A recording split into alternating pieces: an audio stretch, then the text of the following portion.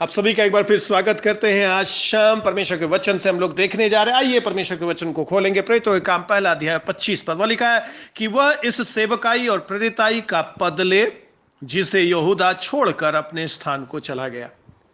आज हम लोग उसी संदर्भ में हैं जहां पर पतरस चुनाव कराने के लिए इन दोनों में से किसको चुनना है प्रार्थना कर रहा है। उस प्रार्थना का सार में ये चीज पाया जाता है, जो व्यक्ति को चुना जाएगा परमेश्वर ने उसके हृदय को देख लिया है, परमेश्वर चुन लिया है, अब परमेश्वर प्रकट करने जा रहा है। और जो परमेश्वर प्रकट करने जा रहा है उस व्यक्ति का जिम्मेवारी यह है कि वो परमेश्वर का प्रेरित होगा और परमेश्वर का दास होगा, परमेश्वर का सेवक होगा।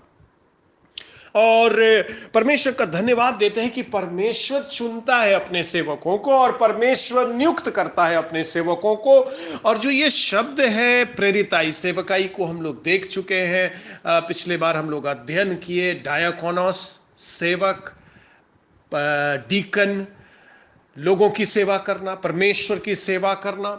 और प्रेरिताई जो शब्द है ये एक ऐसा शब्द है जिसको लोग अपने को महिमा देने के लिए करते हैं। बहुत सारे लोग इसका प्रयोग करने लगते हैं, अपने नाम के आगे लगाने लगते हैं, ये बताने के लिए कि हम कुछ विशेष सेवक हैं। परंतु इस शब्द का अर्थ होता क्या है? इस शब्द का कहां से ये उपजा है? ये शब्द अपोस्टल जो इंग्लिश शब्द है जिससे हिंदी शब्द प्रेरित बना है, यह अंग्रेजी शब्द यूनानी भाषा के शब्द अपोस्टेलो से आया है। अपोस्टेलो का मतलब बस एक चीज होता है, भेजा हुआ, जिसको भेजा गया है। यानी कि वो खुद से नहीं आया है, उसको किसी ने भेजा है। दूसरे शब्द में ही इज ए मैसेंजर। किसी ने उसको चुना है, किसी ने उसके अंदर अपना समाचार दिया है और उसको भेजा है कि जाओ इस समाचार को बताना, ना जोड़ना और न घटाना, केवल मेरे शुभ संदेश को जा करके लोगों को बताना। अपोस्टल का मतलब ही ये होता है। और ये जो पद है यीशु मसीह ने स्वयं 12 लोगों को दिया था, ये नाम कि ये प्रेरित कहलाएंगे। और प्रेरित का मतलब ये नहीं है कि बहुत सब लोगों से बहुत बड़े। प्रेरित का मतलब ये है कि परमेश्वर के चुने हुए हैं और परमेश्वर ने इनको भेजा है अपना सुसमाचार सुनाने के लिए।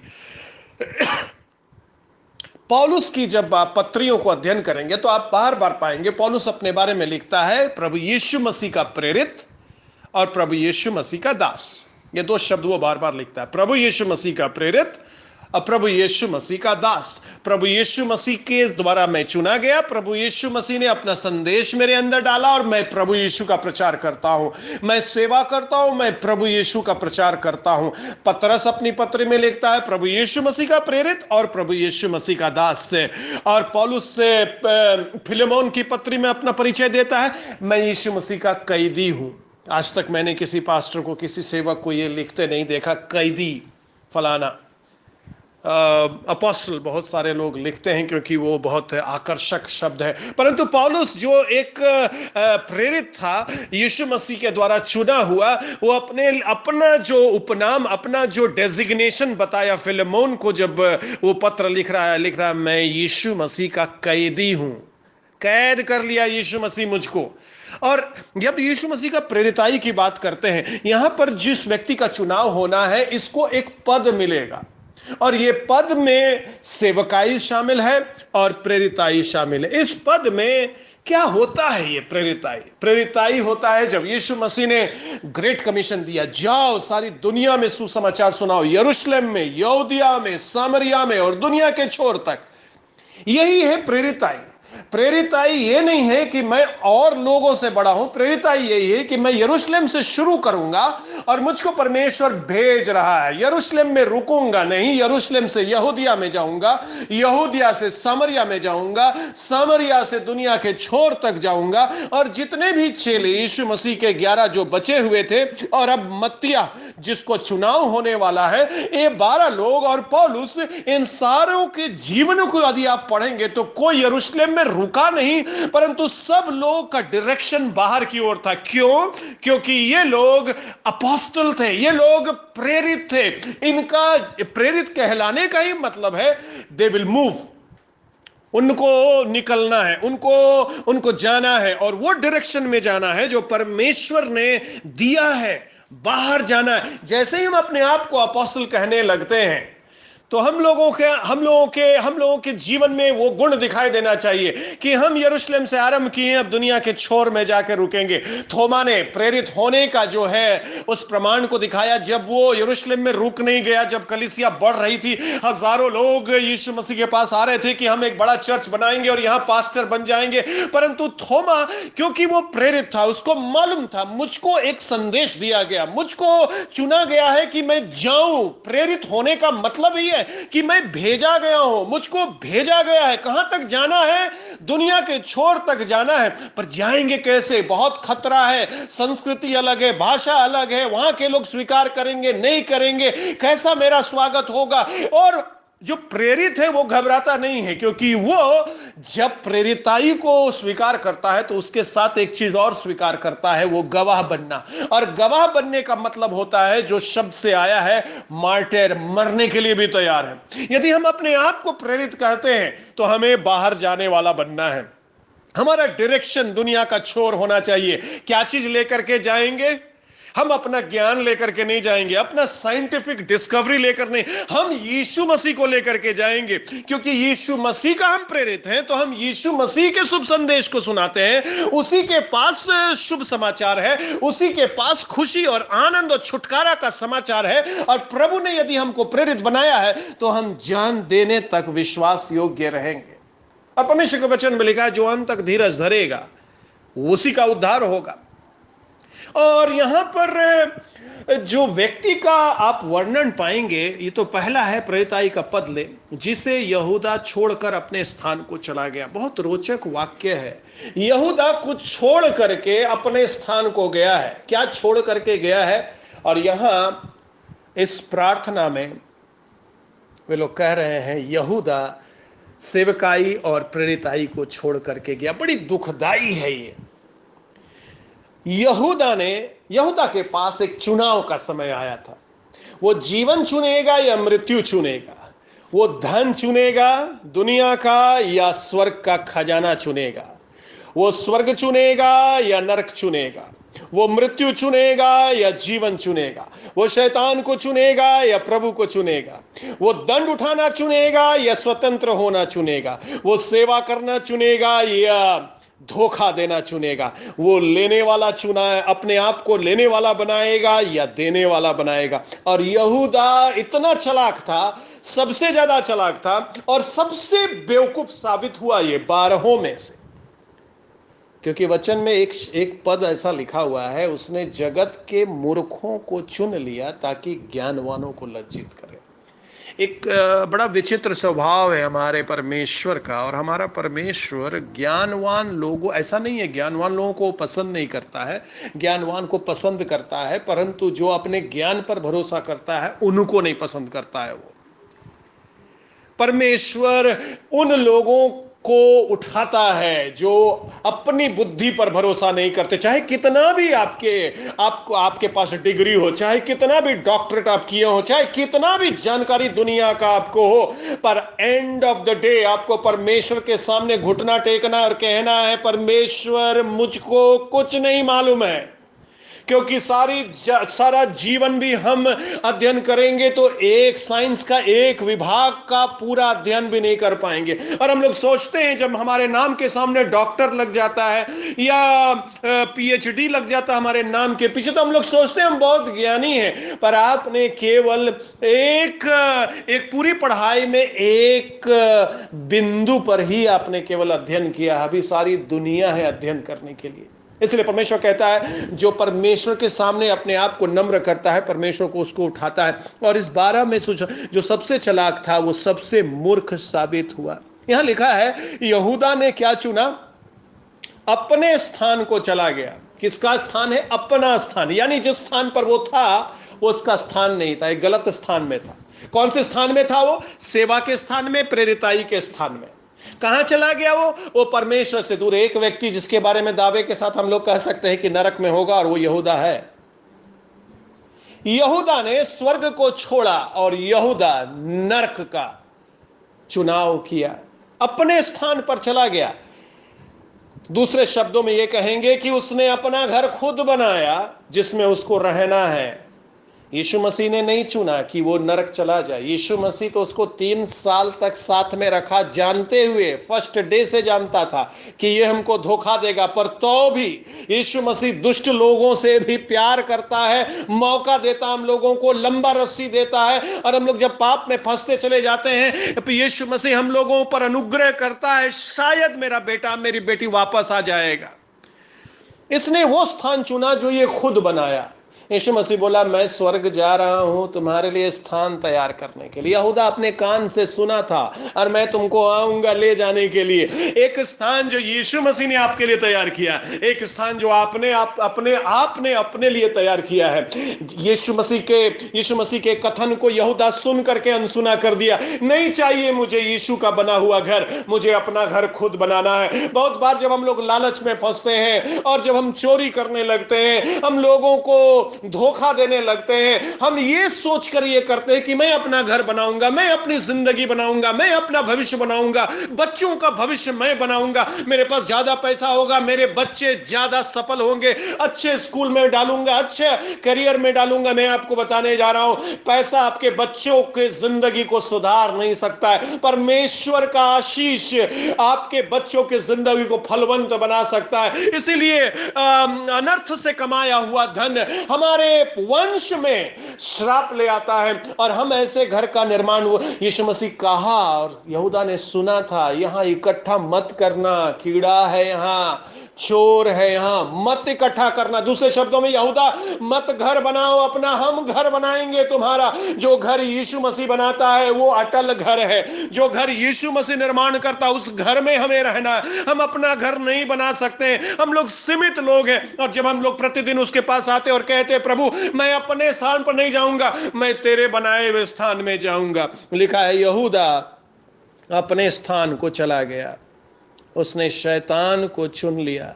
गलत चुनाव, एक एक भयावह चुनाव यहूदा का। और वहां पर एक और शब्द है, यहूदा छोड़ कर गया। क्या चीज कर गया? छोड़ कर गया। इंग्लिश बाइबल में लिखा है, ही फेल अवे, वो गिर गया।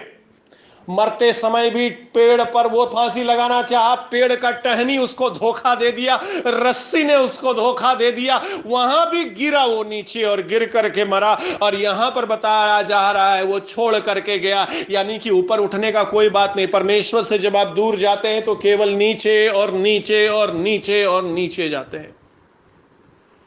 अगर हमें अपने जिंदगी में ऊंचा जाना है, एक ही रास्ता है, अपने आप को नम्र करना है, परमेश्वर को अपने जिंदगी में आने देना, प्रतिदिन परमेश्वर से प्रार्थना करना और कहना है, प्रभु हमें तेरी जरूरत है।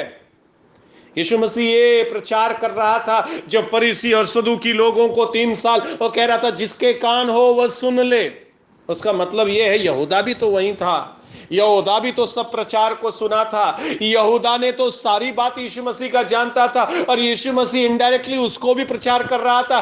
कान है यहूदा, इतना प्रचार तुम सुन रहा, इतना चमत्कार तुम देख रहा है, पर तुम अपना भविष्य खुद बनाने के लिए योजना बना रहा, मन ही मन योजना गढ़ रहा है। किसी भी बिजनेस में आप हाथ लगाएंगे मेरे प्रियो, कुछ भी आप करना चाहेंगे, बहुत धन आप अर्जित करना चाहेंगे, मैं आपको दावे के संग कहता हूं, यदि परमेश्वर का हाथ आप प्रतिदिन अपने सेवा पर, अपने बिजनेस पर, अपने मेहनत पर नहीं मांगेंगे, तो वो पैसा तो जरूर आप कमाएंगे, परंतु वो पैसा आपके लिए विनाश का कारण हो जाएगा। और परमेश्वर आज कहता है कि यहूदा ने पैसा तो कमा लिया यीशु मसीह को बेच करके। 3 साल उसने केवल चोरी ही नहीं किया थैले से, परंतु एक और काम में निपुण था यहूदा, वो धोखा भी दिया। 11 लोग पकड़ भी नहीं पाया, बहुत चालाक था वो। 3 साल तक वो रुपया चोरी कर रहा, पर एक व्यक्ति को भनक नहीं लगा। और आज हम अपने आप से, आपको और मुझको अपने आप से पूछना, मेरा जगह क्या है? क्या प्रभु ने मुझको सेवा के लिए बुलाया है, या सेवा छोड़कर हम अपना घर बनाने के लिए प्रभु से दूर जा रहे हैं? रह तो रहे हैं कलीसिया में, प्रार्थना भी कर रहे हैं, वचन भी सुन रहे हैं, पर दिल कहीं और लगा हुआ है। और यीशु मसीह कह रहा है, जिसके कान हो सुन ले, क्योंकि यदि हम मन नहीं फिराएंगे तो कलीसिया में रहना, प्रचार करना, प्रार्थना करना, दुष्टात्मा निकलना व्यर्थ है। क्योंकि परमेश्वर इस्तेमाल तो करता है। यहूदा को भी इस्तेमाल किया उसने, दुष्ट था मन से, यहूदा को इस्तेमाल किया उसने, पर उसका अंत बहुत बुरा हुआ। और आज परमेश्वर हम लोगों को यह कहना चाहता, कहीं हम परमेश्वर से दूर तो नहीं हो रहे हैं, क्या हम उस जगह को छोड़ तो नहीं रहे हैं? यदि आपको वचन पढ़ने में मन नहीं लगता है तो हृदय को जांचिए, कहीं ऐसा तो नहीं आप गलत जगह पर है। प्रार्थना करने में मन नहीं लगता, नींद आता है, क्या अपने हृदय को जांचेंगे आज शाम? संसारिकता क्या मेरे अंदर से निकल पाया है? निर्गमन और उसका 20 अध्याय और 10 आज्ञा जो वहां पर 17 पद में लिखा है, तू किसी के घर का लालच न करना, किसी की स्त्री का लालच ना करना, किसी के दास दासी का लालच ना करना, किसी के बैल गधे का लालच ना करना, किसी की किसी वस्तु का लालच ना करना। बहुत डिटेल में बताया गया इस पाप के बारे में। चोरी के बारे में लिखा है चोरी मत करना, खून के बारे का खून मत करना, व्यभिचार के बारे का व्यभिचार न करना, झूठी साक्षी के बाद झूठी साक्षी। पर इसको इतना डिस्क्राइब किया गया, मालूम है, क्योंकि ये सबसे सटल पाप है, ये पता भी नहीं चलता है कि हमारे अंदर है ये। और अगर जांचना है कि हमारे अंदर लालच है तो एक ही उसका उपाय है, यदि कोई व्यक्ति के पास कुछ है, क्या मेरे अंदर उस चीज को पाने का हसरत जगता है? इसका मतलब है कि हम लालची हैं। और गहेजी के जीवन से हम लोग देखें कि उसका अंत बहुत बुरा होता है, जब उसने लालच किया धन का और परमेश्वर का प्रकोप उस पर हुआ। आज शाम प्रभु से आइए हम लोग प्रार्थना करेंगे, प्रभु आपने मुझको चुना है सेवक होने के लिए, प्रेरित होने के लिए। नए नियम में प्रेरिताई बदल गई मेरे प्रियो। नए नियम में प्रेरिताई प्रभु के विश्वासी लोगों के लिए हो गई, क्योंकि यीशु मसीह का विश्वासी लोगों का ये चिन्ह होगा, वो लोग प्रार्थना करेगा चंगाई के लिए, दुष्टात्मा भगाने के लिए, सुसमाचार सुनाएगा। सबको ये आदेश मिला, जाओ सुसमाचार सुनाओ, दुनिया के छोर तक जाओ। प्रभु आपने हमें चुना है अपनी सेवा के लिए, प्रभु आपने चुना है हमें भेजा है। मेरे पास अपनी कोई कहानी नहीं बताने के लिए प्रभु, मेरा अपना दिमाग का कुछ उपज नहीं, मैं तेरी कहानी बताऊंगा प्रभु। क्या हम वो काम को कर रहे हैं? क्या हम सेवा कर रहे हैं प्रभु का? आप पूछेंगे कैसे करेंगे प्रभु का सेवा? विभिन्न प्रभु ने वरदान दिया है कलीसिया को, अलग अलग वरदान दिया है। और जो जो भी परिस्थिति आपके सामने उपलब्ध करता है परमेश्वर, जो अवसर लाता है, सबसे पहला चीज, परमेश्वर का चेला लोग अवसर को बहुमूल्य समझता है और परमेश्वर की सेवकाई वो तन मन से करने लगता है। चाहे गीत गाना हो, चाहे प्रचार करना हो, चाहे गवाही देना हो, चाहे ऑडियो फॉरवर्ड करना हो, चाहे वीडियो फॉरवर्ड करना हो। कुछ लोगों का ये, इस लॉकडाउन में कुछ लोग यही सेवा कर रहे हैं, केवल फॉरवर्ड कर रहे हैं। किसी प्रकार से शुभ संदेश तो कोई लोग सुन ले, किसी प्रकार से आशा का संदेश कहीं तो पहुंच जाए। कुछ लोग प्रचार कर रहे हैं, जो लोग प्रचार कर सकते हैं, जो लोग गीत गा सकते हैं वो लोग गीत गा रहे हैं। अलग अलग वरदान के द्वारा से लोग परमेश्वर की सेवकाई कर रहे हैं। परमेश्वर की सेवकाई का मतलब केवल ये नहीं है कि हम प्रचार करें, ये एक तरीका है सेवा करने का। असंख्य तरीके हैं। प्रार्थना कर रहे हैं आप, लोगों के लिए नाम ले लेकर रोज सुबह और शाम प्रार्थना कर रहे हैं, अपने शहर के लिए, अपने गांव के लिए, जहां आप रहते हैं सेवा कर रहे हैं। आप दुनिया के छोर में सुसमाचार पहुंचने के लिए आप प्रार्थना कर रहे हैं, सेवा कर रहे हैं। आप अपनी कमाई में से दान और दशवांश आप जब दे रहे हैं, आप सेवा कर रहे हैं, ताकि इसके द्वारा से परमेश्वर का सेवा बढ़े। आपको प्रभु ने सेवक बनाया, मुझको प्रभु ने सेवक बनाया है। आपके पास हो सकता है किसी संस्था का सर्टिफिकेट नहीं है, पर आपके पास यीशु मसीह का दिया हुआ सर्टिफिकेट है। छोड़िएगा मत इस सेवकाई को, इस प्रेरिताई को, क्योंकि उससे छोड़ना अनंत विनाश की ओर हमें ले जाता है। आइए हम लोग प्रार्थना करेंगे। प्रभु हम धन्यवाद देते हैं क्योंकि आपने हमें चुना है। और जब प्रभु ये लोग प्रार्थना कर रहे हैं, इनमें से कौन चुना गया है, आप प्रकट करिए। और ये कह रहे हैं कि इनको प्रेरिताई और सेवकाई का कार्य दिया गया है, इसलिए क्योंकि यहूदा छोड़कर, एक बहुत भयावह पिक्चर है प्रभु हम लोगों के सामने। तेरे साथ रहकर भी अंत उसका बुरा हुआ। ऐसा अंत हम लोग नहीं चाहते हैं प्रभु। हम चाहते हैं विश्वास योग्य बने रहें, दुख में सुख में पकड़े रहें, और प्रभु तेरी महिमा हम लोग करते रहें। धन्यवाद देते, हर एक को आशीष दीजिए, हर एक के जीवन पर, हर एक के घर पर बहुत आयत की आशीष हो। यीशु के नाम से मांगते हैं, ऐसा ही हो।